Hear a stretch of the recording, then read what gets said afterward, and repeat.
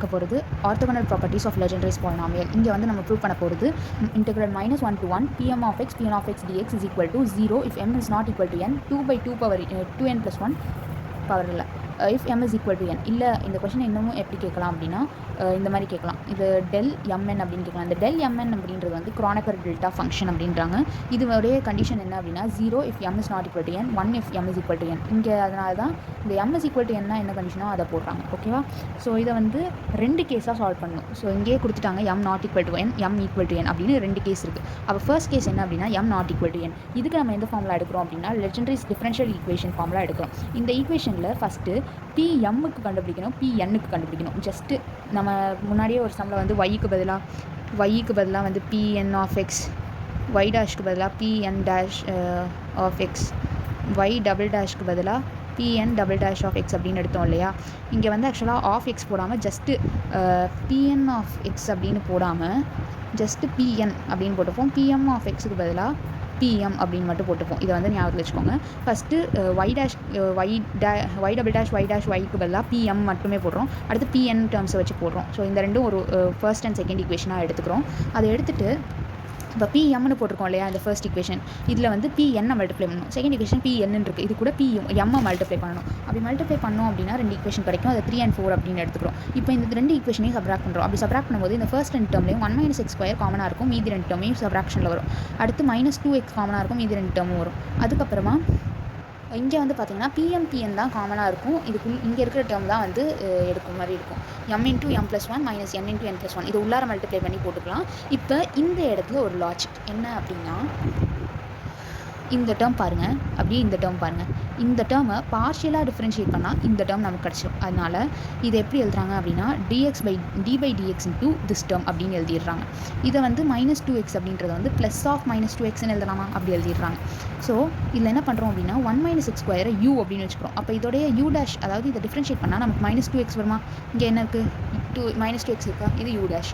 அடுத்து இதை வந்து நம்ம vன்னு வச்சுக்கிறோம். இது டிஃப்ரென்ஷியேட் பண்ணால் இது வரும்னு ஏற்கனவே நான் சொல்லிட்டேன்னா. ஸோ இது v டேஷ். இது எப்படி இருக்குது? uv dash plus u dash v அப்படின்ற ஃபார்முலாவில் இருக்குது. அதாவது டிஃப்ரென்ஷியேஷன் ஆஃப் uv மெத்தடில் இருக்கா? ஸோ uv அப்படின்றத போட்டுறணும். d/dx of u into v அப்படின்னு போட்டாச்சு. போட்டுட்டு இப்போ வந்து இங்கே பாருங்கள், இதை உள்ளார மல்டிப்ளை பண்ணி இங்கே போட்டிருந்தோமா? இது என்ன இருக்குது? n² - m² + n - m. இங்கே இந்த இது எப்படி இருக்குது? a² - b² ஃபார்முலாவில் இருக்கா? அப்போ a + b × a - b + n - m இருக்குது. இந்த ரெண்டுத்துலேருந்தும் n - m காமனாக வெளில எடுக்கலாமா? அதை வெளில எடுத்துட்டா n + m + 1 இருக்குமா? அந்த டேர்ம் இங்கே வந்துருச்சு. அதாவது இங்கே வந்து இந்த சைடில் லெஃப்ட் ஹேண்ட் சைடில் இந்த டேர்மை இங்கே வந்து ரைட் ஹேண்ட் சைடுக்கு கொண்டு போகிறோம். ஓகேவா? ரைட் ஹேண்ட் சைடுக்கு கொண்டு போயிட்டோம். இப்போ நம்ம என்ன பண்ணுறோம் அப்படின்னா ரெண்டு சைட்லேயுமே வந்து இன்டிகிரேட் பண்ணுறோம். -1 to 1 வித் ரெஸ்பெக்ட் டு எக்ஸ்ன்னு பண்ணுறோம். அப்படி பண்ணும்போது இந்த பக்கம் ரெண்டுமே கேன்சல் ஆகிடும். இந்த டிஃப்ரென்ஷியேஷன் அண்ட் இன்டிகிரேஷன் கேன்சல் ஆகிடும். உள்ளே இருக்கிற டேர்ம்ஸ் மட்டும் இருக்கும். இதில் வந்து இதெல்லாம் கான்ஸ்டன்ட் தானே, n கான்ஸ்டன்ட்டில் அதை வெளில கொண்டு வந்துட்டு மீதி இதை மட்டும் இருக்கும். இப்போ இங்கே என்ன பண்ணுறோம் அப்படின்னா ஜஸ்ட்டு இந்த உள்ளே இருக்கிற டேர்மில் லிமிட் தான் அப்ளை பண்ணுவோம். -1 to 1 அப்படின்ட்டு. இப்போ இங்கே வந்து 1 - x² இருக்குது. இங்கே லிமிட் அப்ளை பண்ணி பார்த்தா 1 - 1 0 ஆகிடும். 1 - 1² அது 0. 1 - -1² என்ன 1. அப்போ 1 - 1 0. ஸோ இந்த ஒட்டுமொத்த டேர்மே வந்து 0 ஆகிடும். ஸோ இங்கே என்ன இருக்குது? இந்த கான்ஸ்டன்ட் டேர்ம்ஸையும் இந்த பக்கம் கொண்டு பண்ணிட்டோம் அப்படின்னா டோட்டலாக 0 ஆகிடும். So integration -1 to 1 pn of x dx is equal to 0. Case 1 prove பண்ணியாச்சா? அடுத்து கேஸ் 2. கேஸ் 2ல் என்ன இருக்குது? m is equal to n அப்படின்னு இருக்குது. இதில் வந்து நம்ம ஜென்ரேட்டிங் ஃபங்க்ஷன் யூஸ் பண்ணுறோம். ஜென்ரேட்டிங் ஃபங்க்ஷன்லையும் நம்ம எப்படி இங்கே pmக்கு ஒரு ஃபங்க்ஷன் pnக்கு ஒரு இதுன்னு வச்சோம். அதே மாதிரி இங்கே pnக்கு ஒன்று அண்ட் pmக்கு ஒன்றுன்னு வச்சுக்கிறோம். ஃபர்ஸ்ட் அண்ட் செகண்ட் ஈக்குவேஷன் வச்சுக்கிறோம். இப்போ வந்து கரஸ்பாண்டிங் சைட்ஸை மல்டிப்ளை பண்ணுறோம். அதாவது left hand side into left hand side, right hand side into right hand side அப்படி மல்டிப்ளை பண்ணும்போது நமக்கு இங்கே வந்து சேம் திங்ஸ் தான் இருக்கும் லெஃப்ட் ஹேண்ட் சைடில். ஸோ பவர் என்ன இருக்கும்? -1/2 இன்ட்டு -1/2 ப்ளஸ் -1/2 அப்படின்ட்டு இருக்கும். இதை வந்து ஆட் பண்ணோம் அப்படின்னா -1 கிடைக்கும். ஸோ பவர் இங்கே எப்படி வந்துடும்? ஸோ இங்கே என்ன இருக்கும்? ரெண்டு சமேஷன் இருக்கும். அதை ரெண்டுத்தையும் ஒன்றா எழுதிட்டு உள்ளார இருக்கிறது எப்படி எழுதிடலாம்? z/m + n. ஓகேவா? இப்போ என்ன பண்ணுறோம்? ரெண்டு பக்கமும் இன்டிகிரேட் பண்ணணும். -1 to +1 வித் ரெஸ்பெக்ட் டு எக்ஸ்ன்னு இன்டிகிரேட் பண்ணணும். அப்படி இன்டிகிரேட் பண்ணும்போது நம்ம மைண்டில் வச்சுக்க வேண்டியது இதுதான்.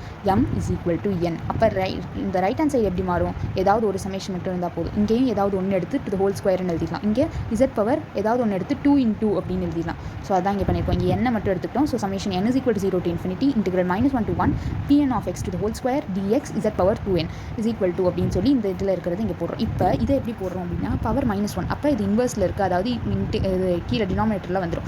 இப்போ இது எப்படி இருக்குது, dx by 1 - 2x z plus z², அதாவது dx பை x இருக்குது, இன்டிகிரேஷனில் இருக்குது. அப்போ இது log x அப்படின்றத நியூமரேட்டரில் வந்துருச்சு. இப்போ இந்த எக்ஸுக்கு கூட இருக்குது இல்லையா இந்த கோஎஃபிஷியன்ஸாக, அது வந்து டிவைடரில் வரும். இப்போ இன்டெக்ரல் dx பை 2x அப்படின்னா இது log 2x பை 2 இந்த ஃபார்மெட்டில் தான் இது இருக்குது. ஜஸ்ட் ஜென்ரலாக நான் சொல்லியிருக்கேன், அந்த ஃபார்மெட்டில் தான் இது இருக்குது. இந்த எக்ஸுக்கு பதிலாக இந்த மொத்த டேர்மும் ஓகேவா, அப்படி வச்சுக்கோங்க. இப்போ இதுலேருந்து 1 பை -2z இது வந்து காமனாக வெளில எடுத்துடலாம். ஸோ -1 பை 2zன்னு இருக்கும். இதில் வந்து லிமிட் அப்ளை பண்ணிட்டாங்க, இந்த நியூமரேட்டரில் லிமிட் அப்ளை பண்ணி இப்படி கொண்டு வந்துட்டாங்க. ஓகேவா, இப்போ என்ன பண்ணுறோம், இந்த மைனஸ் உள்ளார கொண்டு போகிறதுனால லிமிட்ஸ் இந்த இது வந்து இங்கே வரும், இது இங்கே வரும். இந்த மைனஸ் வந்து அப்படியே தான் இருக்கும். மைனஸை மல்டிப்ளை பண்ணால் மைனஸ் டேர்ம் வந்து ப்ளஸ் ஆகும், ப்ளஸ் டேர்ம் வந்து மைனஸ் ஆகும் இல்லையா, அதுதான். ஓகே, இப்போ வந்து இது என்ன 1 + 2z + z², இது வந்து 1 + z to the whole square, 1 - 2z + z², 1 - z to the whole square. இப்போ இது வந்து எப்படி இருக்குது, log a பவர் b அப்படின்னு வச்சுக்கோங்க. அப்போ b log a அந்த மாதிரி கொண்டு வந்துட்டாங்க. இப்போ இங்கே 2z இருக்கா, இங்கேருந்து 2 காமனாக வெளில எடுத்து 2 கேன்சல் ஆகி 1/z ஆகிடுது. இப்படி வந்துருச்சா. இப்போ log 1 + z log 1 - z இது வந்து ஒரு எக்ஸ்பேன்ஷன் ஃபார்முலாஸ் இருக்குது. அந்த ஃபார்முலா படி எக்ஸ்பேண்ட் பண்ணும்போது z - z²/2 + z³/3 அப்படின்னு ஆல்டர்னேட்டிங் சிம்பிள்ஸ் ஆகுது. மைனஸ் ப்ளஸ் மைனஸ் ப்ளஸ் அப்படின்னு போகும். இது வந்து மைனஸ் இருக்கும்போது ஃபுல்லாக மைனஸ் ஆகிடும். ஓகேவா, இப்போ வந்து நல்லா பாருங்கள், z -z, அதாவது z + z. அப்போ இங்கே 2z வருமா, உள்ளார மட்டும் 2z வருமா. அடுத்து இங்கே டேர்ம் -z²/2, இங்கே இந்த மைனஸும் ப்ளஸ் ஆகிடும், ப்ளஸ் z²/2. அப்போ இதுவும் கேன்சல் ஆகிடும். ஸோ ஈவன் டேர்ம் வராது. ஆட் டேர்ம் பாருங்கள், அடுத்தது z³/3, இங்கே மைனஸ் இன்ட்டு மைனஸ் ப்ளஸ் ஆகிடும். அப்போ இங்கேயும் z³/3, 2z³/3 ப்ளஸ் 2z³/3 இப்படி வருமா. இப்போ இதுலேருந்து என்ன தெரியுது, ஈவன் டேர்ம்ஸ் எல்லாம் கேன்சல் ஆகி ஆட் டேர்ம்ஸ் மட்டும் வரும். அதுவும் அந்த ஆட் டேர்ம்ஸ் கூட 2 மல்டிப்ளை ஆகி வந்துகிட்டே இருக்கும். ஸோ அதனால் என்ன பண்ணுறோம் அப்படின்னா 2வை காமனாக வெளில எடுத்துரும். 2/z வந்துருச்சா. இப்போ என்ன பண்ணுறோம் அப்படின்னா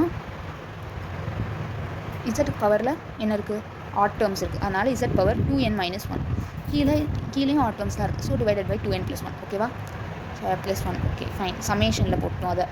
இப்போ லெஃப்ட் ஹேண்ட் சைடு இதையும் இங்கே கொண்டு வந்துட்டோம். இப்போ இதை இங்கே கொண்டு வந்ததுக்கப்புறம் z பவர் 2 என்னுடைய கோஎஃபிஷியன்ட்டை ரெண்டு சைடும் ஈக்குவேட் பண்ணுறோம். அப்படி ஈக்குவேட் பண்ணோம் அப்படின்னா இந்த term is equal to this அப்படின்ட்டு கொண்டு வந்துடலாம். if m = n.